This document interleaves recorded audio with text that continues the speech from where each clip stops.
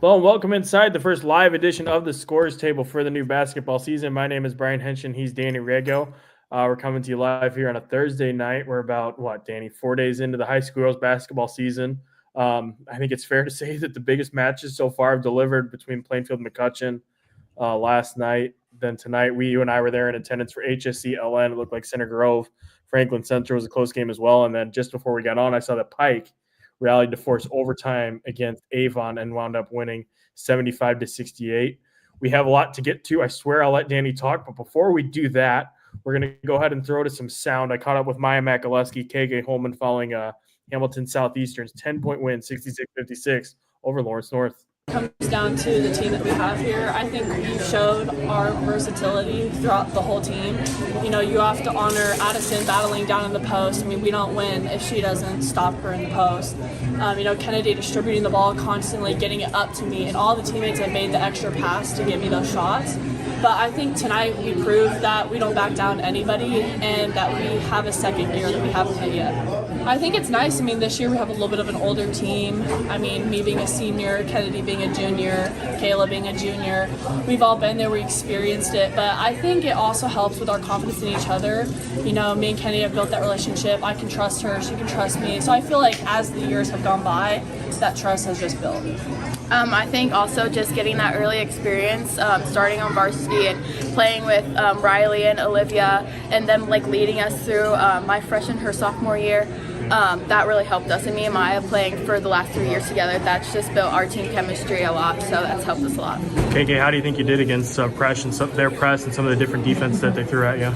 I think it was fine. I can do better, of course, but I needed to get the ball up, distribute it, get it to my teammates, and just get the ball up and Do what you did! Yeah. Maya, for you going against Winston, seemed like she had you a little bit there at the beginning, but then once you picked up that third foul, you were able to go at her a little bit more, and that kind of got things rolling for you? We know right off the bat these teams are going to come out physical this year. They're going to have to figure out different ways to stop this team. So if it's being physical, saying things while you're running up the court, getting each other's heads, we know and we expect that coming, and that's something that I need to continue to work on, is just locking in and playing through that. We know teams are going to come out physical, holding, pushing. It's how can we continue to play our best game through that.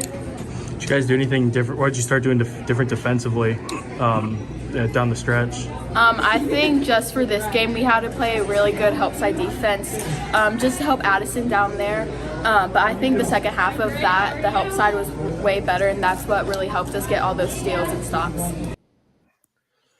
So as Maya McCutcheon, KK Holman, I missed the lead there and buried the fact that Maya finished with 31 and was just unbelievable. And Danny, I think that's where we should start the discussion. Yeah, she found a way to get the ball in the basket, and that's what she does. 31 came in different ways too. She hit threes, she got to the free throw line, and they came at critical times. I didn't think Maya forced very much at all tonight too. I thought she let the game come to her. I thought Winston and Teague, and Maya mentioned it. I thought they would try to get really physical with her. I thought they would talk a little bit, and I'm sure they did. I was sitting way up at the top, so I wasn't really following the chirping that was going on. But there's a little chirping. All those kids know each other so well. But the way that Kaya Hurt and Kennedy Holman kind of neutralized each other in this basketball game, I thought Maya had to win the matchup against Winston and Teague, and to get 31 is it's quite a feat, but to get it against Winston and Teague, it is something else on night one. So I think it just shows. I don't know if anybody's surprised. I mean, that's what Maya does in big spots and against really good defenders. So it was her night. She had 14 points over a stretch. They were down 37-36. She goes off for 14 of her team's 16 points, it looks like. That was that stretch that was capped off there. I think it was like an 8-0 run to start that she fueled. And then she banged that three to force the LN timeout that swung HSC ahead, I think, for good. But the play that really stood out from that sequence was, I think she had like a hand in her face. She looked like she was off balance and threw up a three and hit it. And it's just like, okay, we're back. I guess this is the season she's feeling it. Like that was phenomenal. And it was so much fun to watch. And then Winston looked at Steven and just shrugged. Like, I mean, I think she asked for a push off, and I mean, the game was too physical and chippy both ways. But she doesn't need a lot of space to get her shot off. You mentioned that critical stretch. I had it in my head, I had it at 32-32. Kiki Butler gets an and one, goes up by 3, and then Winston has that beautiful spin move that puts him up 5. 37-32. 37-32, right.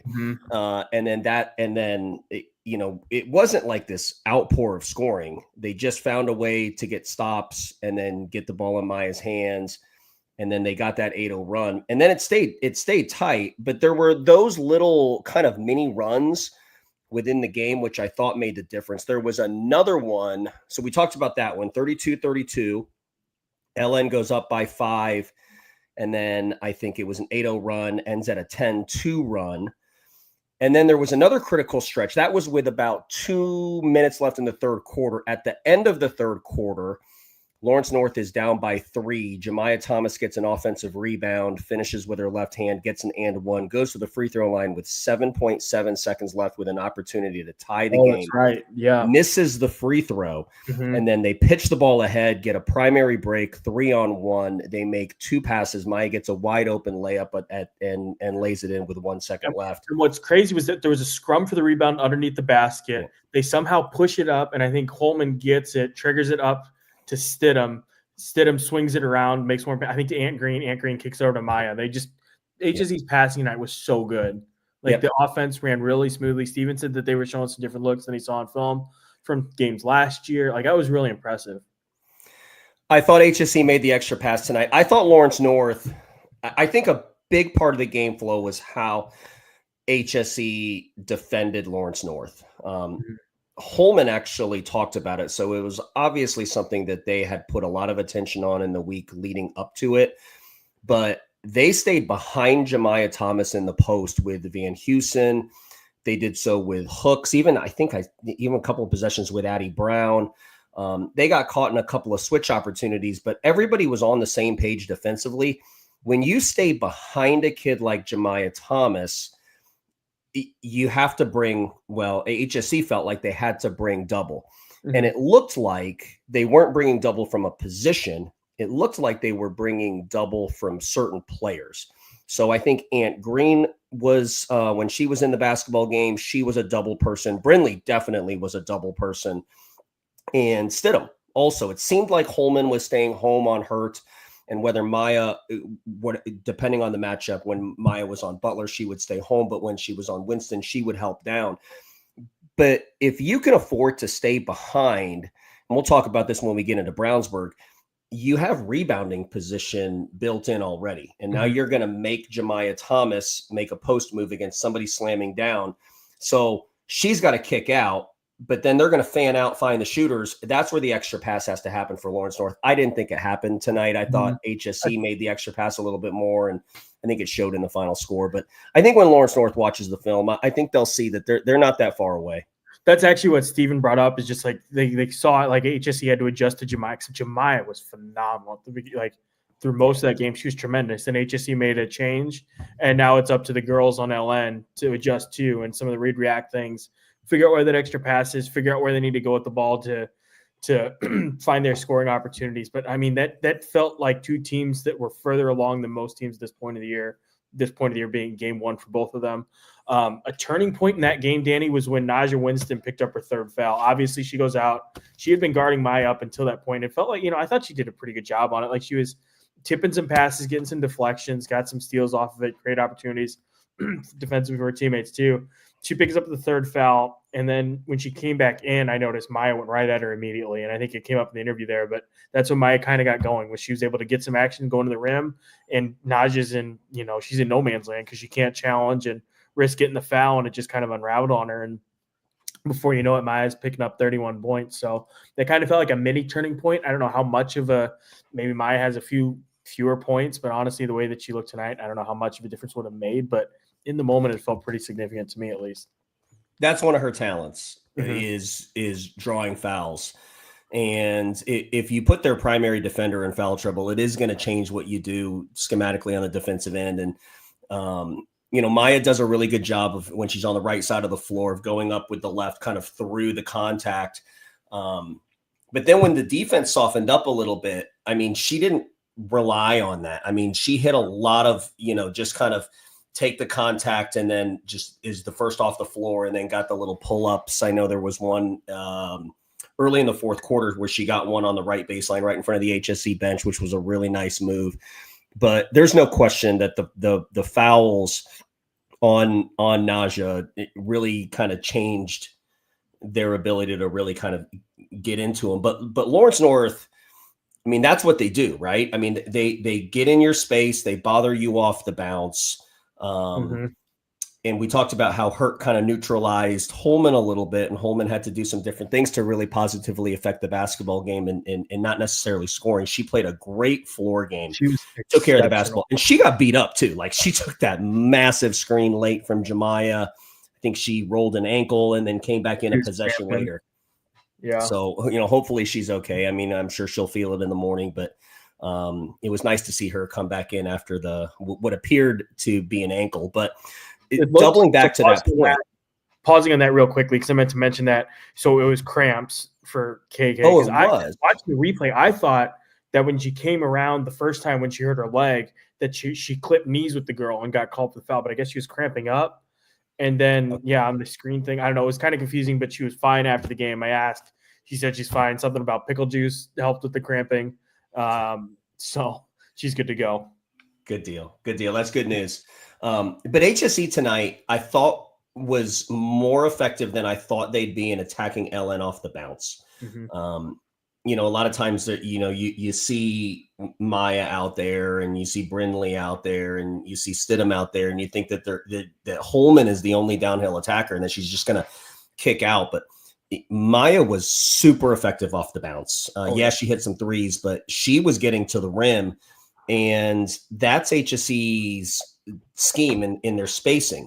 Is if you want to stay home on Brindley and you want to stay home on Stidham, it's going to leave driving lanes. Even Addie Brown had a driving layup. Stidham drove and got a layup in the second half. I remember that one.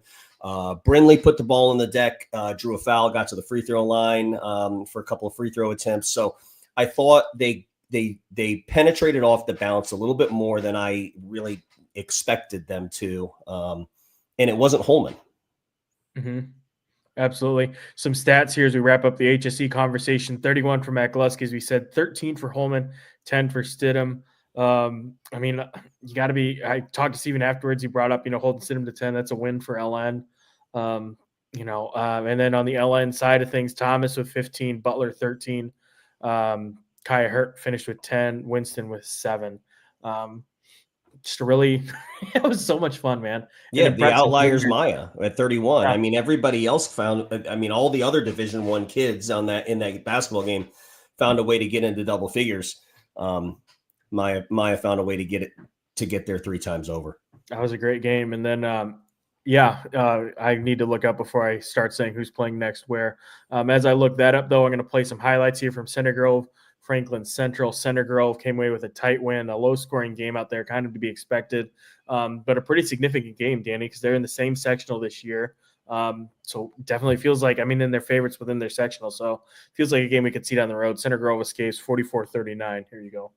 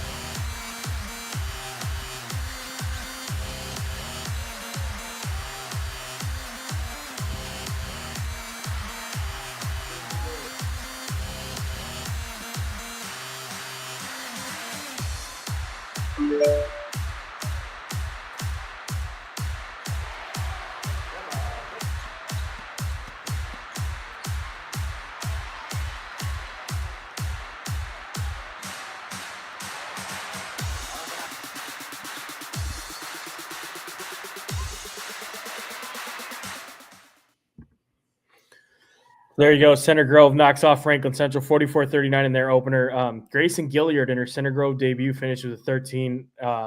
Bischoff adds 12. Friend of the show, Lily Bischoff finishes with 12. Vulcan 9. Grant 7. Pierce 3. Impressive start to the season. Nice win, I suppose. I don't know if impressive is the word. I didn't see the game, and that's a really low-scoring game. But an impressive win for the Trojans nonetheless.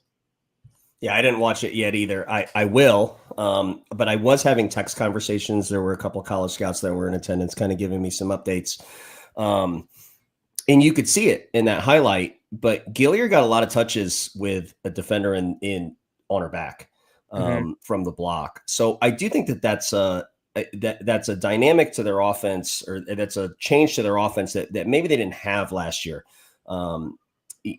Booker would catch the ball sometimes with a defender on her back, but most of the time Ane was inside out. You saw that you'd mentioned that Ava Grant only had 7. So that something in that Center Grove swing offense that Kevin runs, they're going to have some dive action where Gilliard maybe has a smaller, and a lot of guards are going to be smaller than her because her frame is just so thick and dominating, but that'll be fun to watch as the season evolves to see how much that becomes a part of their offense. Riley Hutari had a big game defensively, according to the updates that I was getting from Clark Wade. We thank him for those highlights. She had a big game. Really good crowd on hand too there. Also, Franklin Central's height was something that grabbed his attention immediately with the 6'3" kid and 6'2". That's Peyton Duvall and Aubrey Irwin. For those keeping track at home. Fishers awaits Center Grove on Saturday. That'll be a really interesting game. Yep. 7:30 start on Saturday. Good test for both sides there. Let's go to a game that you went to that I wasn't able to see. I'm anxious to hear your thoughts on Warren Central versus Brownsburg. Yeah, quickly on Warren Central, the Jacobs sisters, one of them's a junior, one of them's a freshman. They're going to provide some problems for people. I mean, they are relentless. And one of the adjustments that Brownsburg had to implement at the half was they had to back off a little bit. But Brownsburg, I was impressed. I was very impressed for a couple of different reasons. Let's state the obvious first. Gordon is an impossible matchup, and all due respect to Maya Makaluski and all due respect to Jayla Lampley, she might be the one future pro out of the 2025 class. Wow. She looked healthy. She caught the ball. She took advantage of all the sets. But Josh did something that and we talked a little bit about it. I saw him at the Plainfield game. We talked a little bit after his game on, I guess it was Tuesday night. They used Avery in press offense. And obviously Stacey Mitchell and the identity of his teams defensively has always been that even front matchup zone that they run.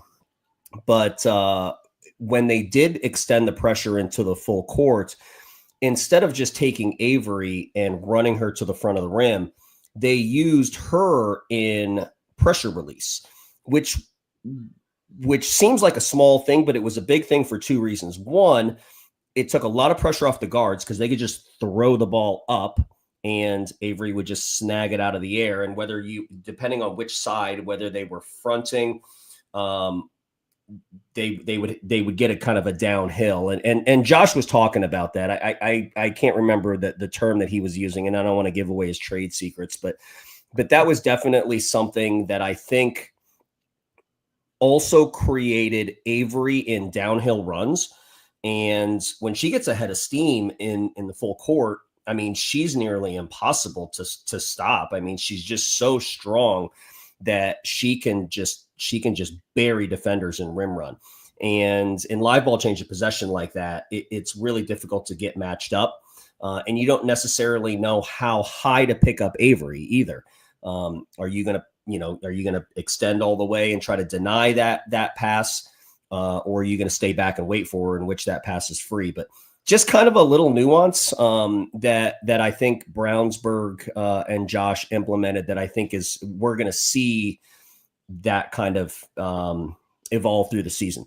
Elle McCullough started 1 for 4 and then caught absolute fire in the second half. I think she was 1 for 4 from 3 in the first half and finished unofficial. This is unofficial. I think 6 for 11 for 18 points. But a nice output, a nice opening night for Brownsburg and Josh. And I think they've got to clean a little bit up. I think they had 24 fouls and 24 turnovers. It was something like that. I mean, Josh had the exact numbers. The foul, I didn't notice the turnovers as much. I noticed the fouls though.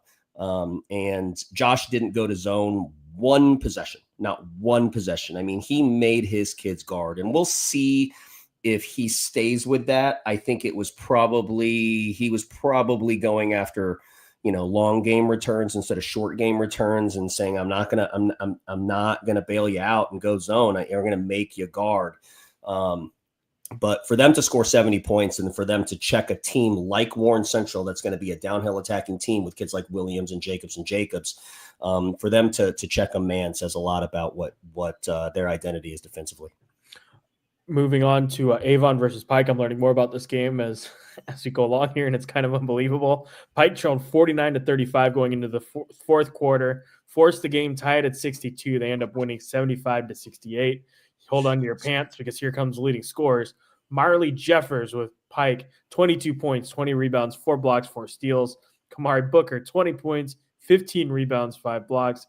Alana Devine with 12 points. So, 35 rebounds between two of them.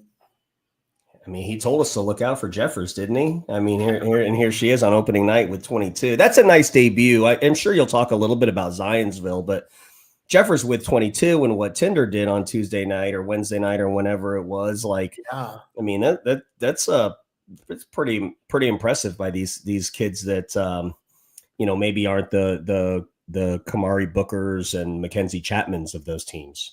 You transitioned it beautifully. Let's go right into Zionsville-Crispus Attucks. Zionsville wins. Jennifer Drudge's debut as head coach here places Andy McGuire. Andy Dwyer is a character from Parks and Rec. I'm tired. Zionsville won 70 to another number, 70-50. I was getting updates in that game from friend of the show, Will Williams. It didn't really sound super close. I'm not really surprised by the result. I'm a little surprised it was so lopsided, though. What did you think of that, Danny? Yeah, I texted Jen after the game, and I hadn't had an opportunity to watch it, and I still to this point haven't. But in a couple of group chats, there were a lot of people that were like, "Yeah, you guys have just completely slept on Zionsville." Tinder. I don't know the exact statistics, and I apologize if this isn't correct, but somebody told me that she had only scored like 5 points. How many points? 5 points, I think, and it's either 5 points. I'll look it up. You go ahead and vamp. I'll find it.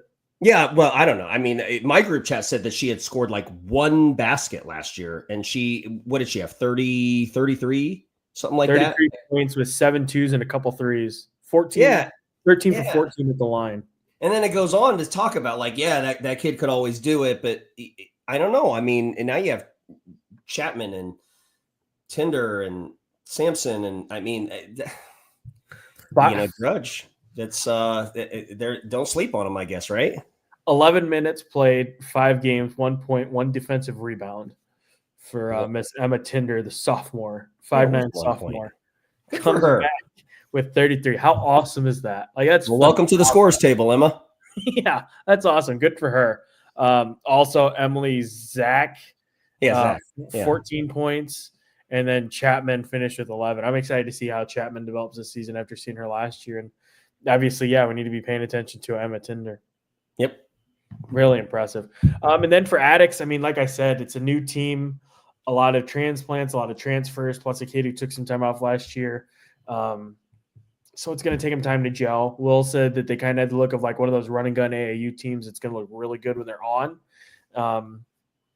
There's going to be some growing pains. The one thing you'd probably like to see a little bit more because the tests are kind of few and far between on their schedule, and Zionsville was one of those tests. And I'm going to look at their schedule here as I pull that up. But have you had a chance to talk to Cam Banks at all? Or I didn't text Cam, but it will be a work in progress. And there was also a lot of time to prepare, with Jen, and I know Cam has Kennedy and there's a lot of continuity there, but I'm sure that there's not a lot of continuity with the rest of their basketball team either. So, we're talking about, like the interview that you played at the beginning, that's not the first Kennedy Holman interview that we've run, and it won't be the last. And we've talked to Stidham, we've talked to Mikuleski, we've talked to Steve. It's like the same usual suspects, right? Mm-hmm. It's a completely different team at Attucks. So we'll see how that evolves.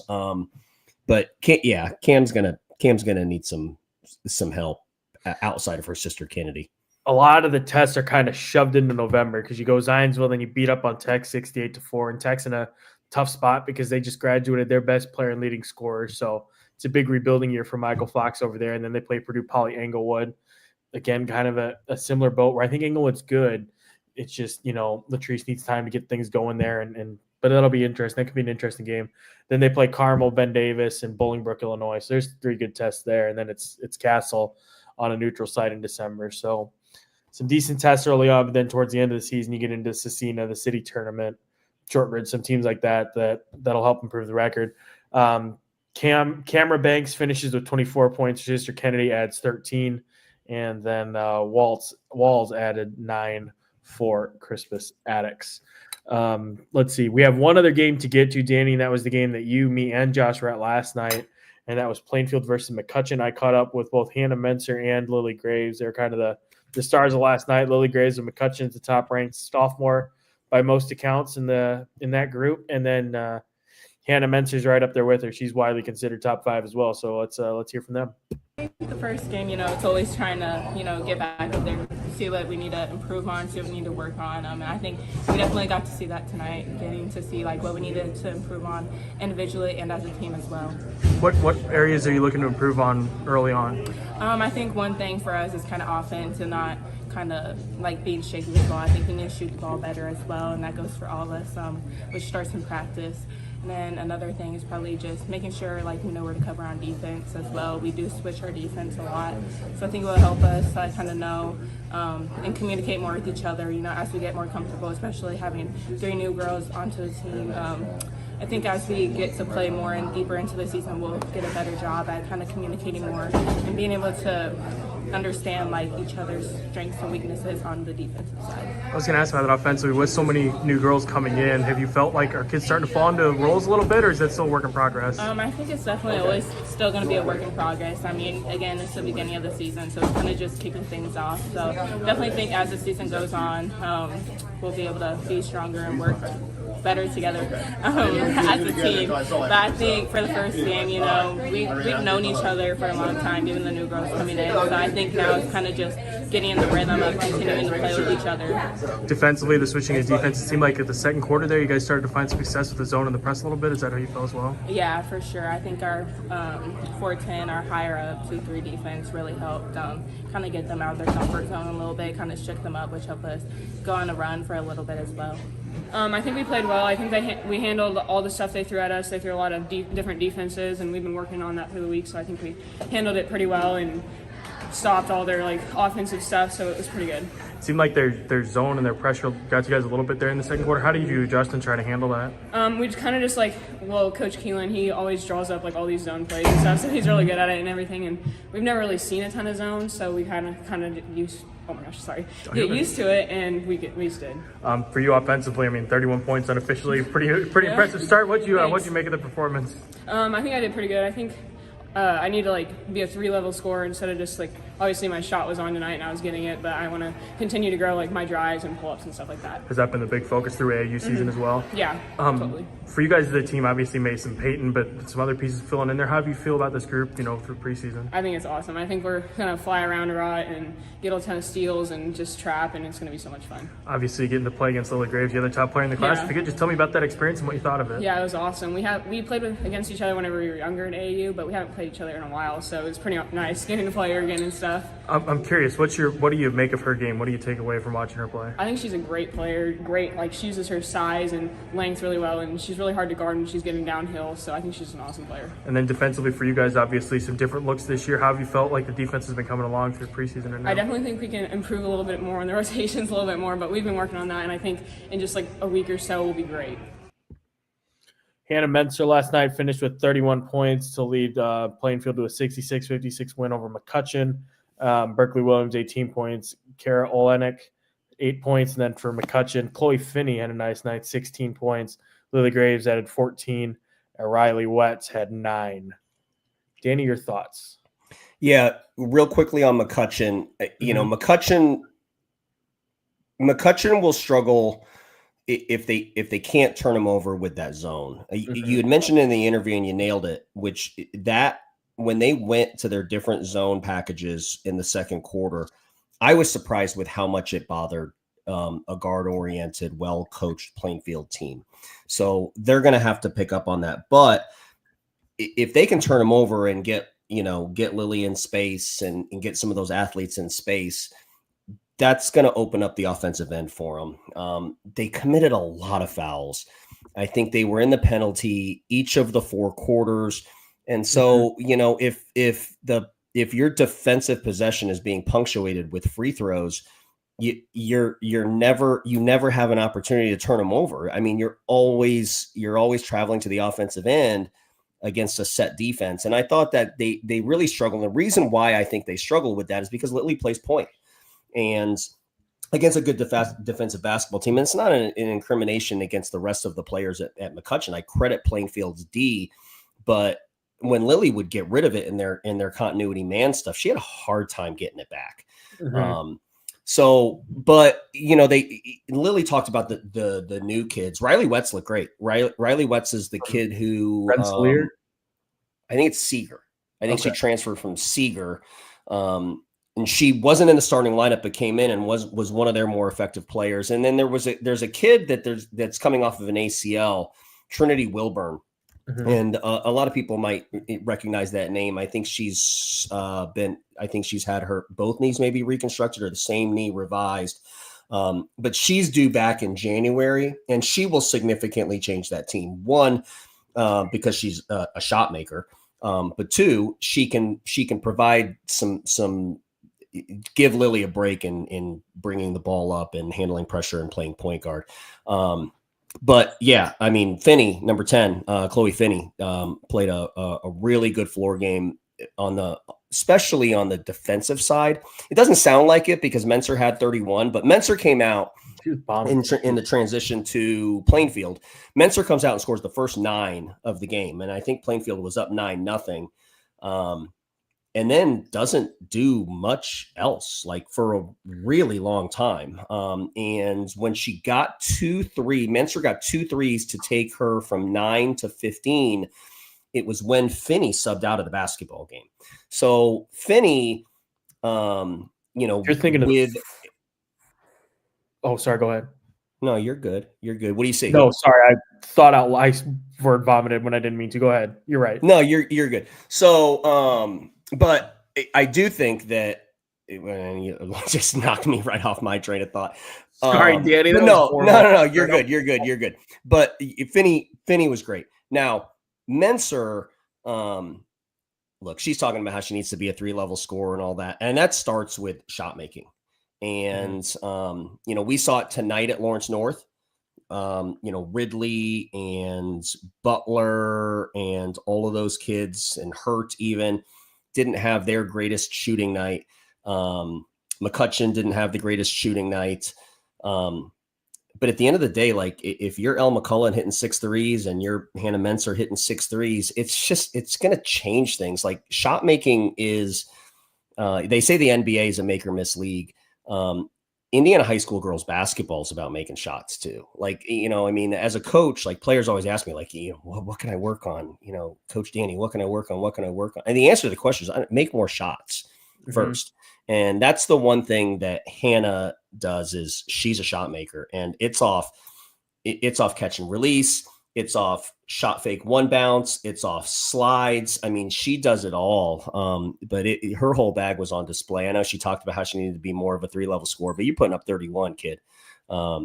She's bombing those threes, man. Yeah, you're good. One level is fine. Highlights now. Here's something crazy, by the way. Speaking of the zone defense thing, like I thought it sounded really familiar last night, and then you said it again and it clicked.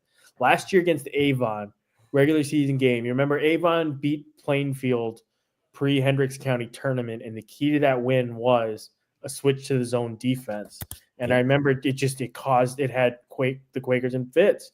They switched it. Plainfield hadn't seen much of any zone through their first 7 games, and they were held to just 10 points in the third quarter, wound up losing to Avon last year. So it's kind of a unique trend, and it's interesting because, like you said, you'd never expect that for a team that is so good at the guard position, so well coached, but for whatever reason, the zone is just their bugaboo. And I don't know. Do you think maybe is it like a size and length thing disrupts them, or what do you see through your analytical eye?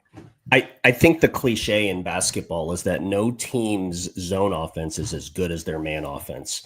So, Jim Boeheim, who probably is the founding father of zone defense, says, I mean, in fact, he's added to USA Basketball to coach like on the dream teams with Coach Krzyzewski because zone was so popular in international play, and he could help with how to attack zones because he runs them so successfully himself. But yeah, I mean, I just attribute it to the fact that it's really, really difficult to have a good zone offense because you need really good pieces. You need middle touches, you need high-low, you need baseline runners. But the key to good zone offense is really getting into gaps and creating indecision as to which zone defender has them. And then you can rotate and penetrate and kick that way. There's just a lot of teams that aren't constructed to be able to run good, solid offense. I mean, AAU, it's fine because, I mean, you can recruit to what you need to attack a zone. Whereas, these schools aren't recruiting. So it is going to be an interesting trend. Hannah said something really smart in her interview that I want to double back on. She mentioned Keelan. Keelan is Keelan Block. Great to see him back. Yeah, if you don't know him, and I don't know his entire history, and I know him well enough to be able to be confident to talk about him. But when Keith Hollins was the lead assistant for Andy McGuire at Zionsville on the Maddie Nolan team that went to the state championship. I think Keelan was maybe just joining that staff at the time. When Keith Hollins left Zionsville through a couple of detours and then ends up at Pike, Keelan became Andy McGuire's right-hand guy. If you watch the dead ball, it wasn't Benj and it wasn't Coach Menser that had the board. It was Keelan. So he is really good with the ink. And when you have a high IQ basketball team, that stuff really, really makes a difference. Another thing that I saw is one of the staples of Zionsville's or Andy McGuire's Zionsville teams was the high ball screen. They used to run a ton of it with Emma Hahn. They would even run a lot of it with Allie Caldwell. But you saw that middle third high ball screen action that Zionsville used to run. You saw Plainfield running really basic stuff around it. Now, if they stay with that, okay, with Berkeley Williams and they can go screen with Menser, there's a lot of different things that they can do with that. But that's going to make them harder to guard, is that central third high ball screen. So Keelan in one night was able to make his mark. And that's a really, really good staff because, Michael Menser is widely regarded in the girls basketball circles as one of the best basketball minds, particularly in scout and film study. He's really, really good. In fact, I've seen him at every game I've been to. I've either seen him coach or seen him scouting. He was there tonight. Yeah, he was there tonight too. Yeah. So it is, that's a good staff. That's a good staff. Yeah. They're very, very well coached. Anything else we need to touch on? I have one more thing to get to before we get out of here, but before we do that, Danny, I want to give you a chance, especially since I stepped all over your Plainfield analysis like a goober. No, no, it's fine. Nice use of the word goober, by the way. Thank you. Real quickly. Yeah, no, there was just 2 points. Mhm. I got a text that Zoe Wood in her home debut is her second game had a game high 23. I turned that game on when I was waiting for you to go live. And I think it was a 2-point game. And right when I turned it on, I saw Zoe Wood go on a 5-0 run. She hit a 3 and then got fouled, hit 2 free throws, stretched that out. And then before you put a bow on everything, there was a boat race in Carmel tonight. All due respect to the Greyhounds, but LC shows that it's still their world that everybody else is just kind of living in right now, because they handed it to the Greyhounds, who are very good and very talented. On the road, by the way. Up and coming team in Carmel. But yeah, LC is a tough draw in the opening. Yeah. 29 for Jayla, 18 for Lola. So the Lampley sisters got theirs. Tough opening night matchup for Carmel. I'm still high in the Hounds. I am too. Obviously still believe in LC as well. I was told that their 3 freshmen got chunk minutes tonight too. Really? Bassie, Ramsey, and Wallace. And I actually think one of the freshmen, I think it was Maddie Wallace, actually started the second half. I don't know if it was due to injury or performance or if they're just trying to shake things up. But I don't know. How more unpleasant is a welcome to varsity basketball than having to play Lawrence Central in your first ever basketball game? So to those 3 freshmen, if it got hard at times, it gets easier. Yeah, trust me. It really does. Look at the schedule. It sucks for them. I feel really bad. It's like HSC or LN next or something. Like, it'll get easy eventually. It'll get there. It'll get there, kids. Don't worry. Just stay with it. Real quickly, I want to mention this. How about the event that Huppenthal's put together up in Lake Central, man? He's got Marquette Catholic, Lake Central, Fort Wayne Snyder, and McCutcheon going up to the Lake Central Classic. Joe put together a phenomenal event up there. I was trying to find out how close that is to Muncie, where I'll be on Saturday for state volleyball, and unfortunately, it's not. I won't be able to make it up to the region. But man, those like Lake Central, anything involving them is going to be interesting. But I'm particularly excited for Marquette Catholic to see what kind of rabble they can rouse as the defending Class A runner-ups against Lake Central and McCutcheon. Yep. So that'll be fun. Hey, before we get out of here, I wanted to mention something. Addison Davis is a senior at Danville. She's going through a tough time right now. She's been taking care of her mom, who's been battling cancer for the past couple of years. I have a story coming out on it next week. Addison, I had a chance to meet with her. She does everything for her mom. She's taken her to treatments and everything over the past couple of years. Her mom's condition took a serious turn for the worse. Last week, Addison was actually the one to find her. And they found out Addison has power of attorney. And they found out that her mom doesn't have a will, anything like that set up for her right now. So there's a GoFundMe page set up. I'm going to link to it in the YouTube description. If you're able to donate and support Addison, please do so. She's a wonderful kid who's been through a lot injury-wise. And then you find out everything else that she's going through in life, and the fact that she's able to keep going to maintain a 3.8 GPA and has plans for herself for college and career aspirations. It's just, it blows your mind, Danny. And the strength of that kid is unbelievable. So again, anything you can do to help, it makes a huge difference. They've raised $8,000 towards the $15,000 goal already, which is massive. But the more you can help, the better, because there's a lot going on for that kid, and prayers obviously for her mother as well, as her long battle with cancer starts to come to an end here. Yeah. Thoughts and prayers to the Danville community, that basketball program in Addison. And the one thing that we know, and we're going to talk about it on a later episode, because there's some news that's going to come out and what we're going to do to commemorate, somebody that was really involved in the basketball community. But the one thing that we've learned in the last couple of weeks is the basketball community, particularly on the girls' side, regardless of AAU club, regardless of high school, regardless of class, is a tight-knit community, and we can really band together when one of ours is needed. So Addison needs us now, and we got your back, kid. We'll have link to that in the description. I'll have a story on that and share everything. next week. Also have a recruiting update as you're watching this live. I'll have a recruiting update on Friday on Lily Graves. Caught up with Kennedy Holman on a lighter note too tonight. KK got the offer from Oregon a few weeks ago, which is her mom's alma mater. That's Pretty awesome. fun story on how that came to be and how she found out on that. So that'll be fun. Danny and I will be back with Courtney probably in a regular episode sometime next week because I'm on volleyball weekend, so no more live episodes. But thanks to the people who hung out with us tonight. We'll be back again next week with a new episode. For Danny, I'm Brian Haenchen. We thank you so much for watching. We'll talk to you again soon.